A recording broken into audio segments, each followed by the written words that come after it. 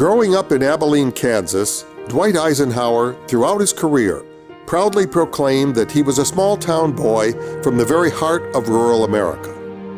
Yet despite his humble, provincial beginnings, arguably no other American exerted more influence on world history during the 20th century than he did.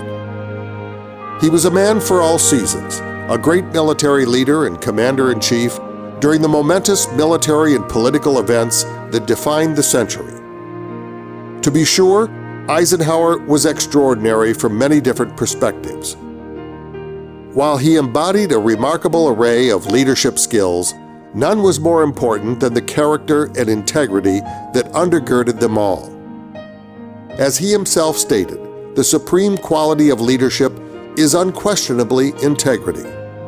Without it, no real success is possible, no matter if it's on a section gang, a football field, in an army, or in an office.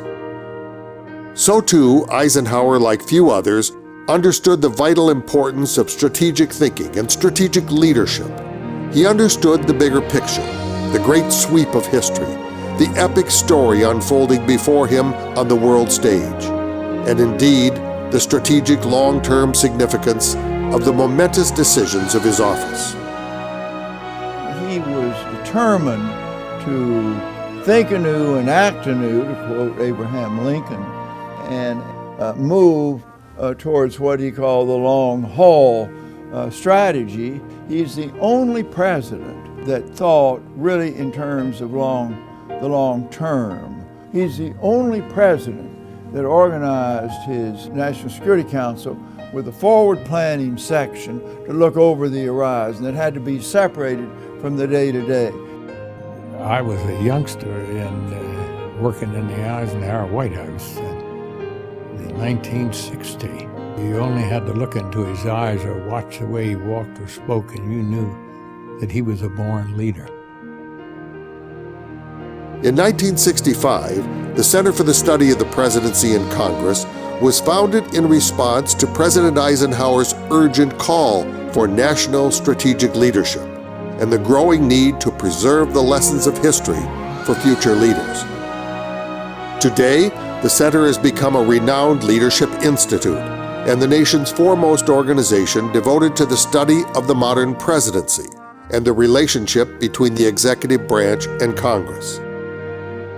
In addition to its extensive portfolio of programs and initiatives, the Center has a long and distinguished history of recognizing and honoring great American leaders. Men and women who have, at some of the most critical times in our nation's history, displayed extraordinary character, wisdom, courage, selflessness, and humility. Individuals who have literally changed our nation and the world. The Dwight David Eisenhower Award is just such an honor. It is, however, unique in terms of its singular meaning and historical significance, for the Eisenhower Award is presented in recognition of that remarkable combination of strategy and heart, courage and character that so exemplified the life and career of President Eisenhower. And it is presented only when that rare individual emerges and is placed in a position to make an enduring contribution to our nation during a uniquely critical, defining period in American history. To be sure, today America finds itself in just one of those times.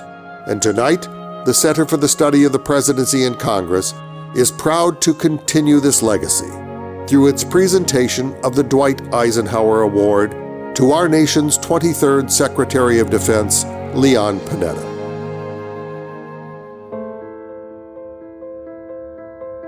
While the 21st century has presented America with great new opportunities, so too it has brought forth a very dangerous world, with ever more serious challenges and threats to our nation and the cause of freedom. The first decade of the new century was marked by unprecedented national security issues, an enormous military buildup, 2 simultaneous wars, and an increasingly unstable geopolitical world stage. Today, the threats to our national security remain, only today they must be addressed in the context of a staggering economic crisis. As a result, we must now forge a new strategic age, an age of austerity, with the silent specter of runaway debt and deficits threatening to undermine both our future security and our position on the world stage. I must confess that I date back to the closing year of World War II when I was a 17, 18-year-old sailor, when we knew who the enemy was. We knew exactly what the nation had to do, together with its allies, to bring about a cessation of the hostilities and the preservation of freedom. Today, in this world of terrorism and hatred, we do not know clearly exactly who the enemy is and how best we can prepare. We're constantly learning each day. There are not many precedents for the complexity and the diversity of the threats that face our nation today. From a defense and national security standpoint, we enter this new strategic age with the very leader our nation needs for such a time as this. If anyone in America was prepared for crafting a new grand strategy for the defense of freedom in the decades to come, a strategy for the defense of our nation in the face of severe long-term resource constraints and a financial crisis years in the making, it is Leon Panetta. You have to wonder how a person like Leon Panetta can have such an amazing career in public service. I met him almost 30 years ago for the first time when we served together in the House of Representatives, and I saw him emerge as chairman of the House Budget Committee and a respected leader in the ranks of Democrats in the House of Representatives.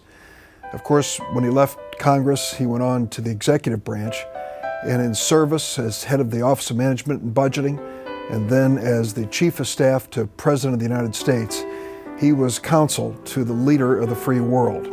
His advice was trusted. It's no surprise then that President Obama brought him back to Washington for an extraordinary assignment, to head up our intelligence agencies at a time when we were imbued with the notion that we had to have the best defense when it came to our fight against the war on terrorism. That would have been enough for most, but not for Leon. He then accepted President Obama's invitation to head up the Department of Defense. He's doing an exceptional job there, and he faces quite a challenge. With the deficit crisis that we have in this nation, he has to balance the basic need for fiscal balance in our government along with our need for national security and national defense. There isn't a better person to do it. It's almost providential, his career. In the House of Representatives, he came onto the Budget Committee of the House, which was a huge step forward to try to bring together these committees and your budgets and budget management. And then he moves to OMB, where he's further dealing with the resources problem in both the executive and legislative branches. Strategies about the best use of resources. He goes on to move over to Chief of Staff for President Clinton in his golden years, where they get the Balanced Budget Act and we hit the surpluses. Many years later, he comes back then into CIA, then moves over to Secretary of Defense. So he's been around the merry-go-round of everything that's got to contribute to building the strategic dynamo to reshape us for being more effective in a perilous world where we've simply got to be more agile in the use of our resources, in the building of our military people, and so forth. Secretary Panetta has already begun to redefine our national defense strategy to meet the new realities of the world we live in. In a speech at the Woodrow Wilson Center, Panetta spelled out his strategic approach. As Secretary of Defense, and as someone who has dedicated my life to the service of this country, I refuse to simply be a witness to fate. Our job is not to accept destiny. Our job is to create destiny. The changing international security landscape and the new fiscal constraints are framing my defining challenge. I've promised and said continually, as a former chairman of the Budget Committee and as former director of OMB, that I do not believe that we have to choose between national security and fiscal security. What I cannot promise is that this can be achieved without making some very difficult choices. To that end, we are adjusting our strategy and rebalancing our military. As a department, we have to seize the moment as an opportunity to think long and hard about the future security environment and the kind of military we need in order to confront that challenge in the future. In applying the lessons of history to the challenges of today, this is classic strategic leadership. If one studies the long course of military history, truly great strategists accomplish their mission by carefully matching ends and means. They found ways to do more with less, to develop cutting-edge weapons and shrewdly upset the enemy's equilibrium. Above all, great strategists have always sought to maintain overall agility and the ability to respond quickly and effectively. No one recognized this better than Eisenhower a half a century earlier.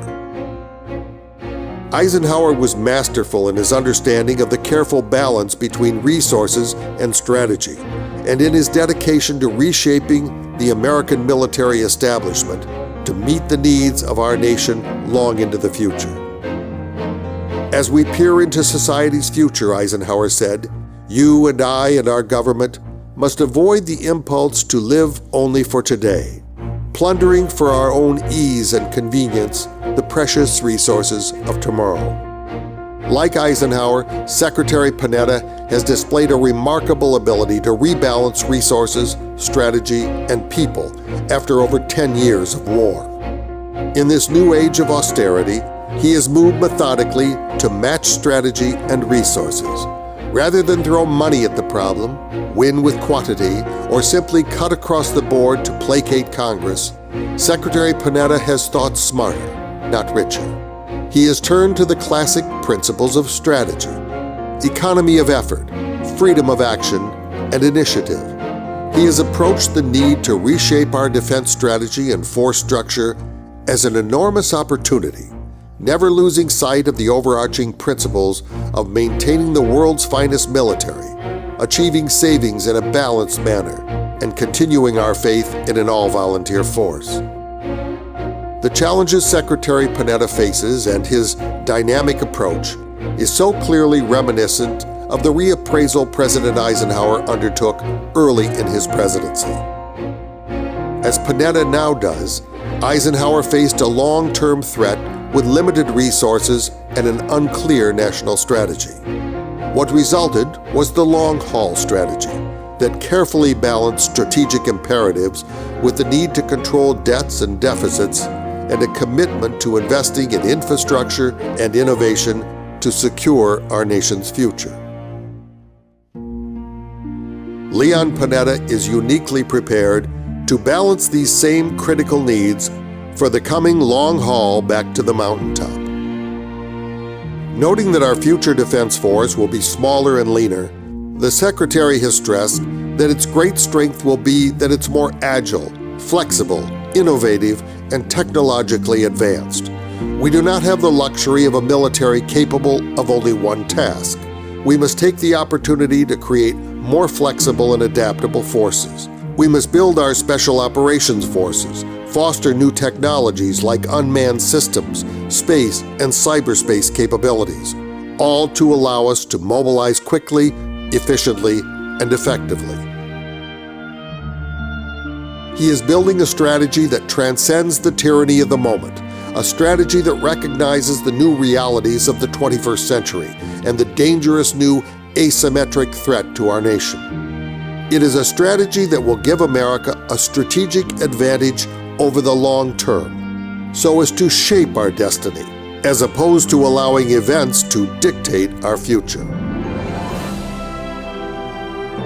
For his unique blend of strategic thinking and dynamic character-based leadership, and on behalf of a grateful nation, the Center for the Study of the Presidency and Congress is proud to present the Dwight David Eisenhower Award to the 23rd Secretary of Defense, Leon E. Panetta.